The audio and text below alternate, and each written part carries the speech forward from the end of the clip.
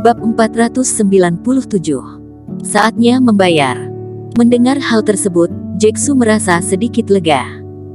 Dia menatap Eric-kin dengan dingin, lalu mendengus pelan dan berkata, "Eric-kin, aku bisa membunuhmu dengan gampang, tapi hari ini aku akan mengampuni hidupmu." Siapa yang bab di celananya? Baunya sangat tidak enak. Davison Su memegangi hidungnya dengan ekspresi kesel. Jae-soo melirik Davison Su, lalu melambaikan tangannya dan pergi dari sini dengan orang partai Yin Ming dan si jubah hitam. Tuan Qin. Setelah melihat kemampuan Eric Qin, sekelompok orang itu tiba-tiba memiliki harapan di hati mereka. Mereka memandang Eric Qin dengan muka kasihan dan berkata, "Tuan Qin, Anda harus membunuh Jae-soo. Orang jahat seperti itu tidak boleh hidup. Aku ingat waktu itu kalian juga berkata seperti itu tentang guruku." Davison Su mencibir. "Kalian semua, jika punya susu, maka kalian adalah perempuan." Semua orang merasa malu. Sekarang mereka memohon pada Eric Qin lagi, tentu saja mereka tidak akan membalasnya. Eric Qin menarik napas dalam-dalam dan berkata perlahan, "Jae-soo pasti akan mati. Asalkan Jae-soo dibunuh, bukankah Sekte Qin akan bisa ada harapan?" Begitu Eric Qin mengayunkan tangannya. Bukan masalah sama sekali untuk menggantikan partai Yin Ming sebagai sekte nomor 1 di dunia. Saudara Qin, tidak disangka kamu juga sudah melangkah ke tahap Grand Superior Master. Andrew Zhu berjalan menghampiri dengan tersenyum tipis. Setelah melihat Andrew Zhu, Eric Qin tiba-tiba menjadi penasaran. Wajah seperti apa yang ada di balik teknik rahasia ini? Memikirkan hal ini, Eric Qin tanpa sadar menggunakan Dark Eye, lalu memandang ke wajah Andrew Zhu. Andrew Zhu sepertinya sadar. Dia mengangkat tangannya untuk menutupi wajahnya dan terkekeh pelan, "Saudara Qin, keluarga kami punya tradisi. Hanya calon suami yang bisa melihat wajahku. Saudara Qin ingin melihatnya." Mendengar ini, Eric Qin segera menutup matanya dan berkata sambil bercanda, "Teddy akan membunuhku." Teddy, yang terbaring di tanah, bangkit berdiri dengan susah payah. Dia memandang Eric Qin dengan dingin, dan berkata, "Aku tidak menyangka bahwa orang yang tidak dikenal saat itu benar-benar telah mencapai tingkat ini." Eric Qin berkata dengan enteng, "Kamu akan melihat lebih banyak lagi di masa depan. Kalian para tuan muda yang bergantung pada keluarga besar, cepat atau lambat akan menjadi sejarah."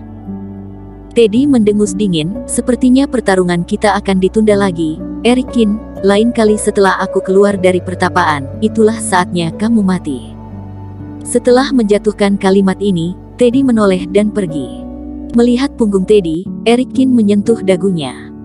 Teddy ini benar-benar paranoid. Setelah keluar dari pertapaan, apakah dia akan bertapa lagi? Sudah memasuki Grand Superior Master, apakah masuk akal untuk hanya mengandalkan bertapa?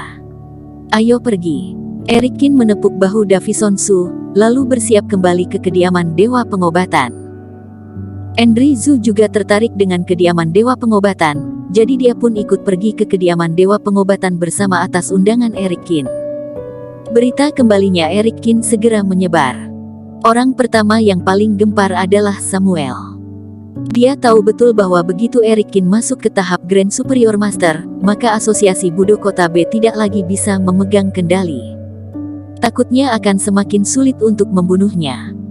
Eric Qin ini baru berkultivasi beberapa tahun, bagaimana dia bisa melangkah ke tahap Grand Superior Master? Samuel mengatupkan giginya dengan erat, wajahnya membiru, hatinya penuh amarah. Begitu Eric Qin datang, orang pertama yang akan dia bunuh adalah Samuel. "Aku hanya bisa mengandalkan Jae-soo," kata Samuel dingin di dalam hatinya. "Kuharap Jae-soo bisa membunuh Eric Qin." Meskipun Jae-soo juga penuh dengan ancaman, jika dibandingkan, dia tidak jauh lebih berbahaya daripada Eric Qin. Forum Budo juga meledak dalam semalam. Berita tentang Eric Qin melangkah ke tahap Grand Superior Master menyebar seperti api. Dan hanya dengan mengangkat tangannya, Eric Qin sudah bisa menghalau serangan penglihatan Jae-soo. Ini membuat semua orang gemetar. Di dunia ini siapa lagi yang bisa menghentikan Eric Qin? Jangankan generasi muda sekarang, bahkan sekte tersembunyi pun mungkin tidak akan memprovokasi orang seperti itu, bukan? Haha, tunggu dan lihat, jika Erikin menang lagi dari Jeksu, maka Erikin pasti akan menjadi kuda hitam pertama dalam beberapa tahun terakhir. Ngomong-ngomong, haruskah kita meminta maaf kepada Erikin? Minta maaf apa? Akar masalahnya adalah Samuel, cekak, tidak disangka asosiasi Budo Kota B seperti itu. Dalam kediaman Dewa Pengobatan, Erikin tidak peduli pada berita-berita tersebut. Dia sedang menunggu untuk melawan Jeksu. Dalam 3 hari, Erikin sudah menyelidiki semua informasi tentang Jeksu.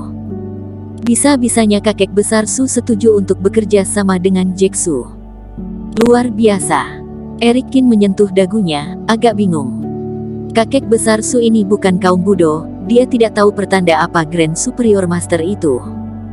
Dan bagaimana kakek besar Su yang selalu merendahkan Budo mau merendah. Saat aku membunuh Jeksu, tidak ada yang bisa diketahui. Cahaya dingin muncul di mata Erikin. Louis Su, Sheila Xiao, semua keluarga Su, saatnya kalian membayar. Keesokan harinya, Erikin datang jauh-jauh ke kota M. Di sebuah villa terpencil di kota M, Roger Su duduk di bawah pohon beringin besar, terlihat sedikit kesepian. Sejak mengetahui berita kerjasama Jeksu dan kakek besar Su, dia tidak pernah bertemu dengan siapapun lagi, bahkan mulai kehilangan harapan atas rencananya. Terus seperti itu selama beberapa hari. Pada saat ini, sebuah sosok kurus menghalangi pandangan Roger Su. Bayangannya ditarik menjadi sangat panjang oleh matahari. Roger Su tiba-tiba membuka kelopak matanya. Kakek Su. Erikin berjalan ke belakangnya dan dengan lembut memijat bahu kakek Su. Roger Su tertegun, dan kemudian berkata dengan kaget, Erikin. Bukankah kamu sudah? Aku kembali. Erikin tersenyum, kakek Su, bagaimana kesehatanmu belakangan ini? Kakek Su mengabaikan ini, dia berkata dengan cemas, Erikin, bagaimana kamu bisa datang ke sini? Apakah kamu gila?